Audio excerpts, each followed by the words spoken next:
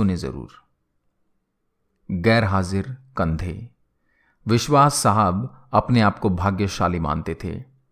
कारण यह था कि उनके दोनों पुत्र आईआईटी करने के बाद लगभग 1 करोड़ रुपए का वेतन अमेरिका में प्राप्त कर रहे थे। विश्वास साहब जब सेवानिवृत्त हुए तो उनकी इच्छा हुई कि उनका एक पुत्र भारत लौट आए और उनके साथ रहे।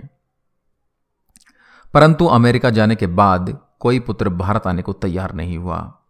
उल्टे उन्होंने विश्वास साहब को अमेरिका आकर बसने की सलाह दी। विश्वास साहब अपनी पत्नी भावना के साथ अमेरिका चले गए, परंतु उनका मन वहां बिल्कुल भी नहीं लगा और वे भारत लौट आए।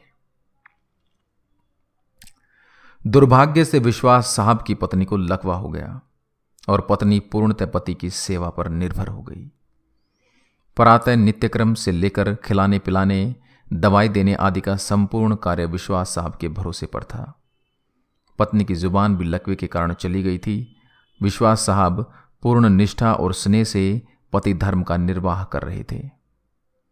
एक रात्रि विश्वास साहब ने दवाई वगैरह देकर भावना को सुलाया और स्वयं भी पास लगे हुए पलंग पर सोने चले गए।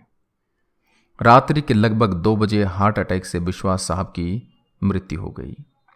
पत्नी प्रातः 6 बजे जब जागी तो इंतजार करने लगी कि पति आकर नित्यक्रम से निवृत्त होने में उसकी मदद करेंगे।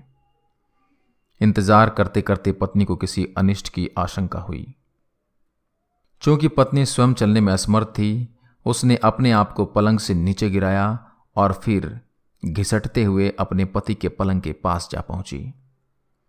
उसने पति को हिलाया डुलाया पर कोई हलचल नहीं हुई। पत्नी समझ गई कि विश्वास साहब अब नहीं रहे।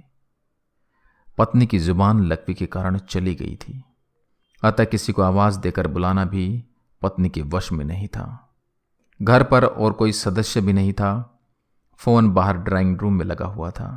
पत्नी ने पड़ोसी को सूचना देने के लिए घिसटते हुए फोन की तरफ बढ़ना शुरू किया। लगभग 4 घंटे की मशक्कत के बाद वह फोन तक पहुंची और उसने फोन के तार को खींचकर उसे नीचे गिराया। पड़ोसी के नंबर जैसे तैसे लगाए। पड़ोसी भला इंसान था। फोन पर कोई बोल नहीं रहा था, पर फोन आया था, अतः वह समझ गया कि मामला गंभीर है। उसने आस पड़ोस के लोगों को सूचना देकर इकट्ठा किया। दरवाजा तोड़कर सभी लोग घर में घुसे। उन्होंने देखा विश्वास साहब पलंग पर मृत पड़े थे तथा पत्नी भावना टेलीफोन के पास मृत पड़ी थी। पहले विश्वास और फिर भावना की मौत हुई। जनाजा दोनों का साथ साथ निकला। पूरा मोहल्ला कंधा दे रहा था, परंतु 2 कंधे मौजूद नहीं थे जिसकी मां बाप को सबसे ज्यादा उम्मीद थी। शायद वे कंधे करोड़ों रुपए की कमाई के भार के साथ अति महत्वाकांक्षा से पहले ही दबे हुए थे। लोग बाग लगाते हैं फल के लिए, औलाद पालते हैं बुढ़ापे के लिए। कुछ ही औलाद अपना फर्ज निभा पाते हैं। अति सुंदर कहा है कवि ने, मत शिक्षा दो इन बच्चों को चांद सितारे छूने की। चांद सितारे छूने वाले छू मंतर हो जाएंगे। अगर दे सको शिक्षा तो दो तुम इन्हें चरण छू लेने की। जो मिट्टी से जुड़े रहेंगे वही रिश्ते निभाएंगे। कृपया इसे बच्चों को जरूर सुनाएं।